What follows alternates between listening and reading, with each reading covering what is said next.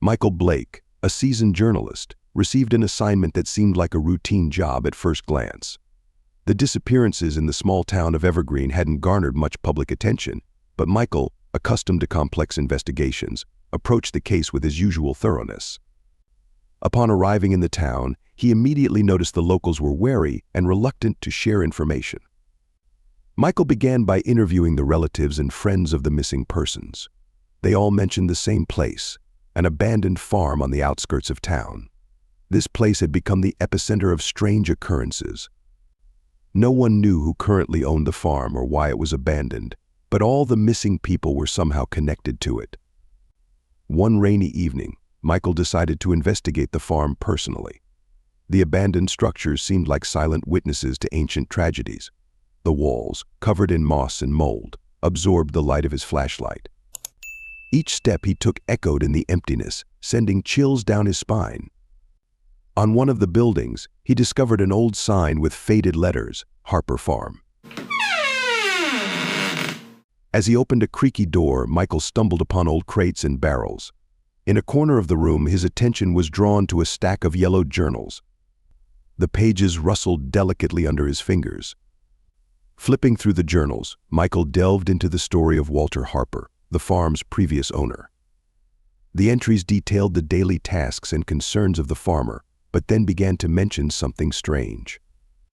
Walter wrote about a certain Baal, whose presence he felt on the farm.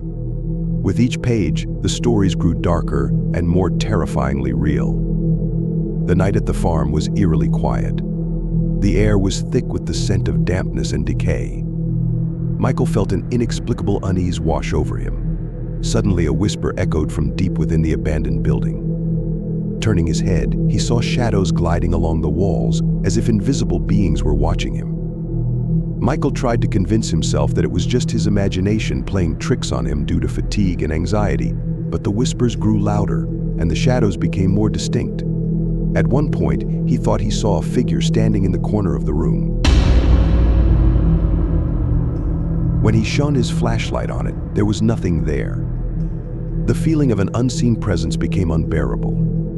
Michael decided to leave the farm, but as he reached the exit, an icy whisper sounded right in his ear. Baal is here. His heart skipped a beat, and his body was paralyzed with fear. Barely able to breathe, he fled outside, as if the very air of the farm was trying to hold him back. Back in town, Michael realized that Harper Farm was not just an abandoned place. It was something more, something that could explain the mysterious disappearances and possibly lead to the uncovering of darker secrets. Walter Harper's story and the mention of Baal haunted him. Michael knew he had to uncover the truth, no matter how terrifying it might be. The next day, Michael went to the local bar, hoping to find someone who knew more about Harper Farm. The old-timers gathered at the tables eyed him warily as he began asking questions. Finally, one man, sitting in a corner, decided to approach him. It was Edgar Wright, a veteran and one of the few who had lived in Evergreen all his life. "You're not from around here, so I'll tell you," Edgar began, sitting down next to Michael. "My son, Peter, also disappeared at that farm. It was a few years ago. He went there with his girlfriend, Emily Watson. She returned, but was never the same again." Michael listened intently, feeling a cold sweat forming on his neck. Edgar continued, "Emily survived, but she ended up in a psychiatric hospital. She raves about a demon that tried to take over her mind. She says the farm is cursed. People say that place is a source of evil." "Why do you think the farm is cursed?" Michael asked, his heart pounding faster. Edgar looked at him with his faded blue eyes. "It's not just a place, it's a gateway to another world. I know it sounds crazy, but believe me, stay away from that farm. It has destroyed too many lives, and I don't want you to be next." Michael thanked Edgar for the information and realized that the next step in his investigation was to meet Emily Watson. He needed to hear her story firsthand. The psychiatric hospital was a grim and oppressive place. Gray walls, dim lighting, and muted sounds created an atmosphere of perpetual nightmare. After meeting with Dr. Jenkins, Michael received permission to talk to Emily Watson. "She sometimes speaks rationally, but mostly her mind is clouded," Dr. Jenkins warned. "Be careful." When Michael entered the room, he saw a young woman with long dark hair sitting on the bed.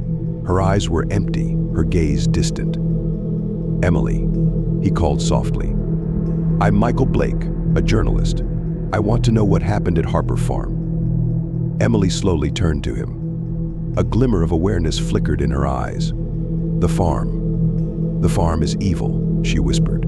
"There's a demon there. He tried to take me, but I escaped. But he's still there. He's waiting." "Did you see him?"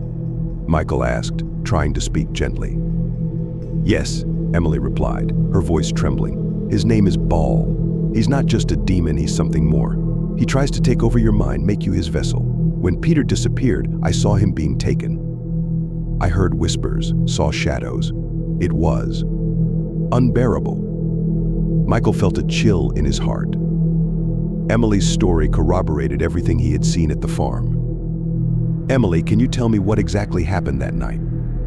She closed her eyes, her body trembling. "We were there because Peter wanted to prove it was just superstition. But when we entered the house, the whispers began to sound around us. Shadows moved. Then I saw him. Baal. He came for us. Peter tried to fight, but they took him. I ran. But the demon, he still haunts my dreams."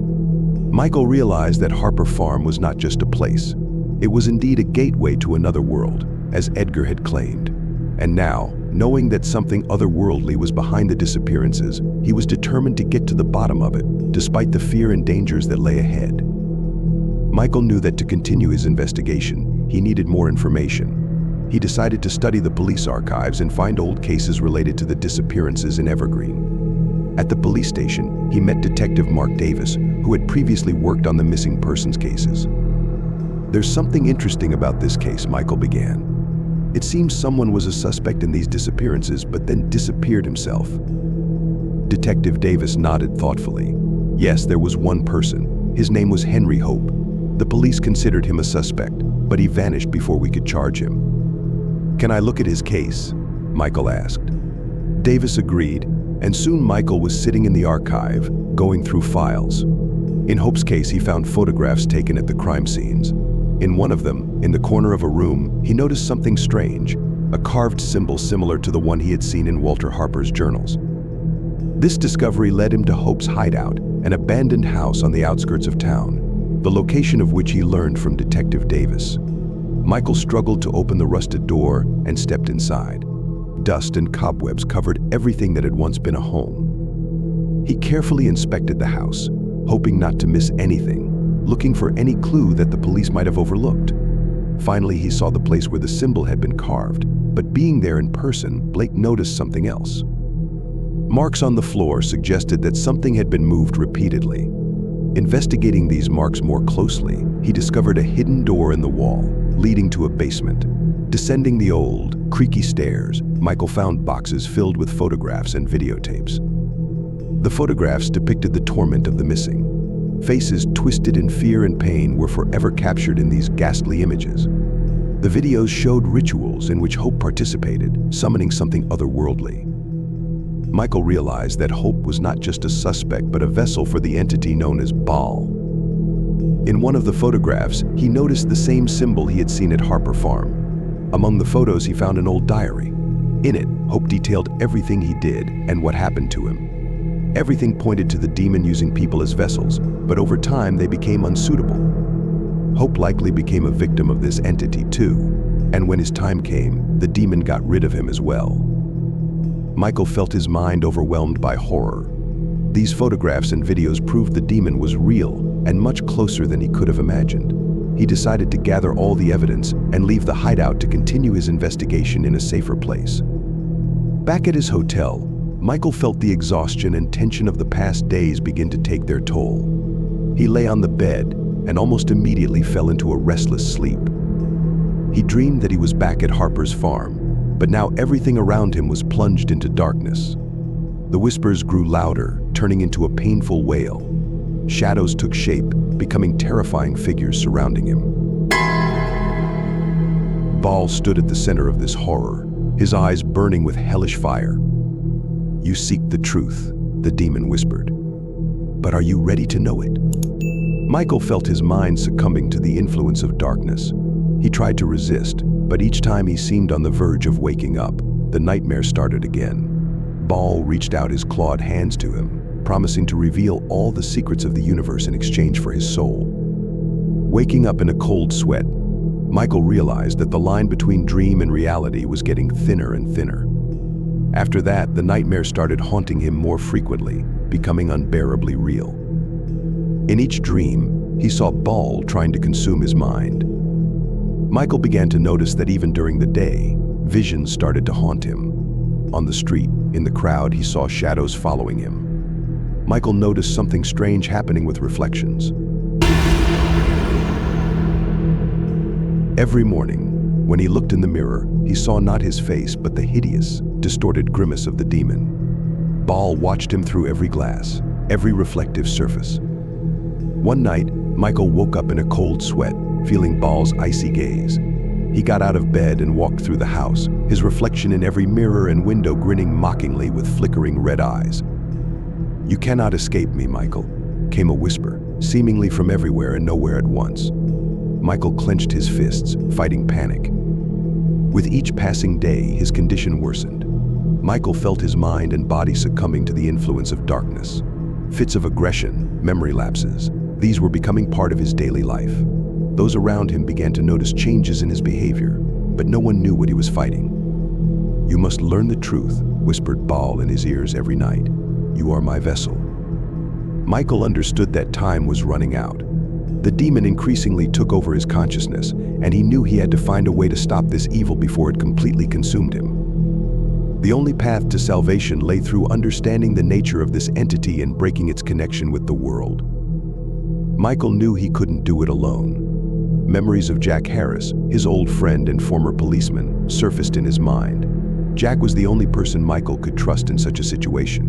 He dialed Jack's number, and Jack agreed to meet him at a cafe on the outskirts of town.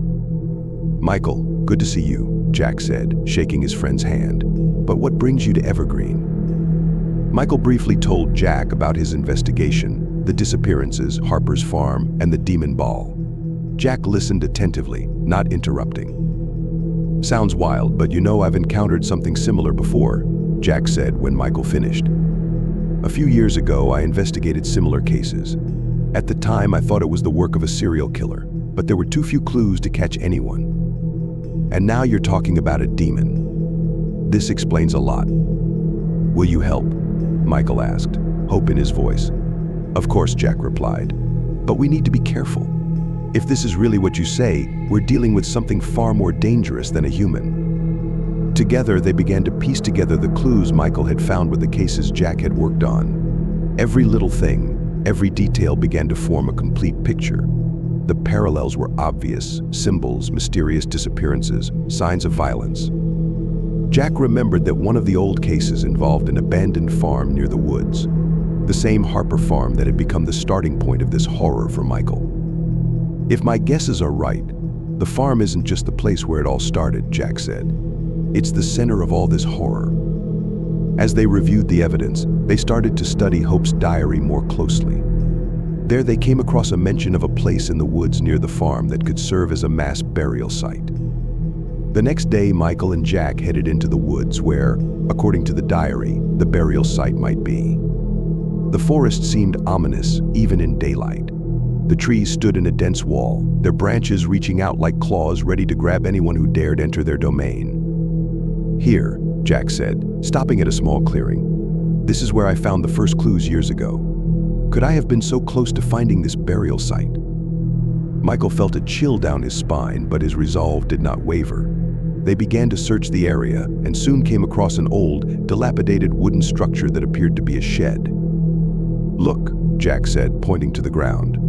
"There's something here." They started digging and soon unearthed bones. Lots of bones. It was a mass grave. Skulls, ribs, fragments of skeletons, all testified to numerous victims. "My God," Michael whispered. "How many people did they kill?" "It's not just murders," Jack replied, kneeling and holding a skull. "These are sacrifices. They offered these people to maintain the demon's power." Michael felt horror and despair wash over him. He realized the magnitude of what they were up against. This was not just a curse or superstition. It was a reality where demons and their followers existed. "We need to find a way to stop this," Michael said firmly. "We can't let this continue." Jack nodded. "I agree, but we must be ready for anything. It will be dangerous, but we have no choice." They gathered all the evidence they had found and returned to town. Now they had proof that the disappearances were the work of people serving the demon ball.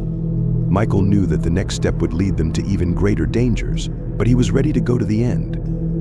That night, Michael had another nightmare. Ball, surrounded by his victims, looked at him with burning eyes. "You are close to the truth," the demon whispered, "but are you ready to accept it?" Michael woke up in a cold sweat, but now he had a purpose: to stop the demon and bring peace back to the town. Michael and Jack decided that the only place where they could find more information about the demon was the old town library. It held many forgotten volumes and documents, and they hoped that among them, they would find answers to their questions. "If we want to understand what we're dealing with, we need to learn more about its past," Jack said as they entered the dimly lit library. The light faintly illuminated rows of shelves lined with old books and dusty manuscripts. They started with the historical documents section, flipping through pages of books describing the history of the town and its surroundings. In one corner of the library, Michael stumbled upon a dusty book with a worn cover. It had no title, but inside were ancient records and illustrations describing various rituals and rites. "Jack, look at this," Michael whispered, showing him the book. "It talks about a cult that existed on this land long before the town was founded." Jack carefully studied the pages until they came across a mention of a demon named Baphomet. The ancient records spoke of a cult that worshipped this demon and conducted rituals, offering human sacrifices to maintain its power and influence. "This is it," Jack said. "Baphomet is the real name of the demon that haunts our town. They offered him sacrifices so he could exist in our world." Michael felt fear grip his heart. Now they had a name, but what to do with it? How to fight an ancient evil that had fed on fear and blood for centuries? "We must find a way to stop him," Michael said. "But for that, we need more information. There must be a way to banish him back to hell where he came from." At this point, the library was closing, and Michael and Jack left, taking the ancient book with them. They decided to continue their research at Michael's home, where they could study the records without interruption. That night, Michael couldn't sleep. He kept flipping through the pages of the book, trying to understand how the cult could summon the demon and how it could be banished. He felt the truth was close, but time was running out. Baphomet was growing stronger, and Michael knew he had to act quickly, as he had less and less strength to resist the demon's influence, and consequently, less time. After Michael and Jack learned the demon's real name, Michael began to notice that his behavior was changing faster. He became increasingly irritable, his thoughts filled with darkness and chaos. He felt the demon trying to take over his mind, infiltrating his consciousness. One morning, Michael woke up in a cold sweat, feeling a severe headache.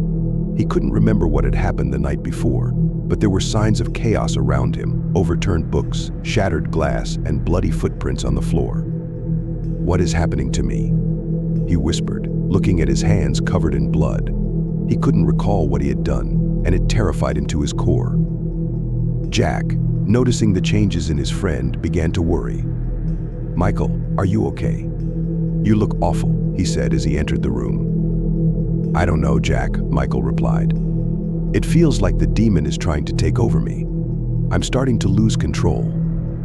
Jack frowned. "We need to find a way to stop it before it completely possesses you." Michael agreed.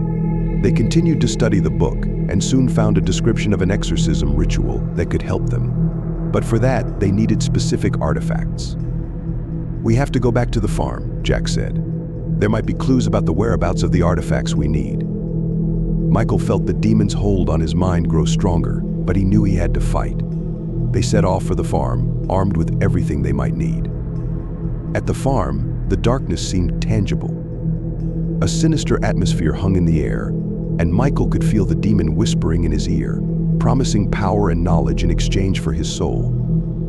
"You cannot stop me," Baphomet's voice echoed in his head. "You belong to me." Michael gritted his teeth, fighting the internal darkness. He knew he had to keep fighting, or he would lose himself forever. Every step on the creaky floors echoed through the empty house, the air thick with fear and despair.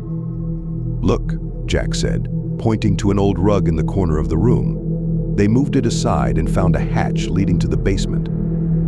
"We need to check this out," Michael said, feeling his heart pound in his chest. The hatch opened with difficulty, and a stale smell of rotten age hit them in the face. Michael and Jack descended the narrow stairs into the basement's darkness. The walls were covered in dust and mold, and the air was thick and suffocating. They turned on their flashlights and began to examine the room. In the corner stood shelves filled with books containing eerie drawings and descriptions of rituals. Broken mirrors lay on the floor, each shard reflecting a distorted version of reality. "Look here," Jack said, picking up an old diary. "It describes the sacrifices made to Baphomet. Every murder, every act of violence was committed here." Michael felt his body start to tremble. Suddenly, a whisper came from the shadows and Baphomet emerged from the darkness. His presence was oppressive and overwhelming, like the darkness had come to life. "You've come to me, Michael," the demon's voice echoed. "You cannot escape." Jack quickly stood between Michael and the demon. "Run, Michael. I'll hold him off." But Michael couldn't move. His feet felt glued to the floor, and his mind was clouded with horror. Baphomet took a step forward, and Jack lunged at him with a hunting knife he had brought, hoping to wound the demon. The scene unfolded in slow motion. Baphomet raised his hand, and Jack screamed as his body lifted into the air. The demon clenched his grip, and Jack cried out in pain, blood pouring from his mouth. Michael tried to move to help his friend, but his body refused to obey. Baphomet's power over him was growing, as he was already chosen as the next vessel for the demon, which had begun corrupting his soul. "Your sacrifice is meaningless," Baphomet said, and with those words, he tore Jack apart, throwing his lifeless body to the floor. Michael felt his heart shatter with grief and terror, but he knew he had to keep fighting.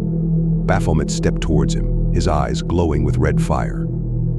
"You belong to me, Michael," the demon whispered, his voice piercing Michael's mind and soul. But at that moment, Michael felt a surge of determination. He couldn't let the demon win. He slowly began to move backward, using all his strength to resist the demon's influence, making small steps. But the demon kept advancing. Unable to move properly, Michael stumbled and fell, hitting his back against a rack standing by the wall. Items from the rack fell on him from the impact. In a panic, Michael began searching for anything he could use for protection. Suddenly, he felt a strange object and, looking at it, realized it was one of the artifacts needed for the ritual. How did it end up here? Michael thought. Perhaps one of the vessels, unwilling to submit, brought it here in hopes of banishing the demon. Then why hasn't Baphomet gotten rid of it? And why has it been here all this time? But in that specific moment, the answers to these questions were utterly irrelevant. Michael had a chance. He grabbed the artifact and lunged at Baphomet, striking him. The demon roared, and the darkness around them began to thicken. Baphomet recoiled from Michael and fell to one knee. Michael, feeling the pressure of the demonic force lessen, realized that the artifact had some effect on the demon. But one artifact was not enough to win, and he didn't have the ability or time to check if the others were there. So Michael decided to flee. He knew he had to retreat while he still could. He left the basement, feeling the light wash over his body. Michael knew Baphomet wouldn't give up so easily. Steeped in horror and grief over Jack's loss, he ran away from the farm. But he knew he couldn't get far, as he needed time to recover from the demon's influence. The only refuge that came to his mind was an old church not far from the farm. Entering the abandoned church, Michael felt a cold wind sweep over his skin. Everything was covered in dust and cobwebs, and the silence was broken only by his own footsteps. He entered the main hall and saw the altar, covered with old ritual items and sacred texts. "You think you can hide from me here?" Baphomet appeared from the shadows, his red eyes gleaming in the dim light. "This place has long belonged to me."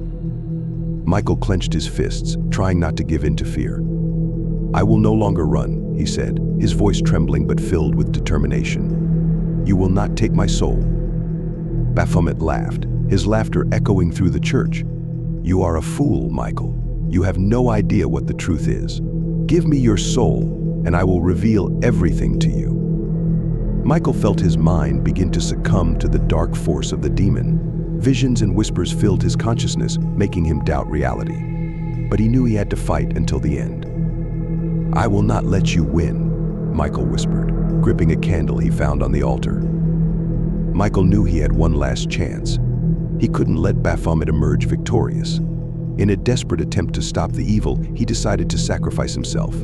Behind him was an old wooden door leading to the back of the church, where the supplies of oil and candles were stored. He poured the oil on the floor, creating a path to the altar. Baphomet watched him with a smirk, not understanding his intentions. Michael lit the candle wick in his hand. "You cannot defeat me, Michael," Baphomet hissed, taking a step forward. Michael retreated to the altar, his eyes burning with determination. "If this is the only way to stop you, then so be it." He threw the candle onto the spilled oil, and the fire instantly engulfed the floor. Flames quickly spread, climbing the walls and consuming everything in their path. Baphomet roared, and his figure began to distort in the dance of fire. Michael felt the flames envelop his body, and pain pierced every cell. But he knew he had to keep going. He clung to the altar, his thoughts focused on one goal: to destroy the demon. The flames grew brighter, engulfing the church. Baphomet vanished in the fire, his screams dissolving in the crackling of burning wooden beams. Michael closed his eyes, allowing the flames to consume him. When Michael opened his eyes, he was surrounded by white walls and the quiet hum of machines. He felt pain all over his body and realized he was lying in a hospital bed. His hands and feet were bandaged, and his skin was covered in burns. He tried to sit up, but the pain stopped him. "You finally woke up," a voice said beside him. He turned his head and saw a woman in a white coat looking at him with compassion.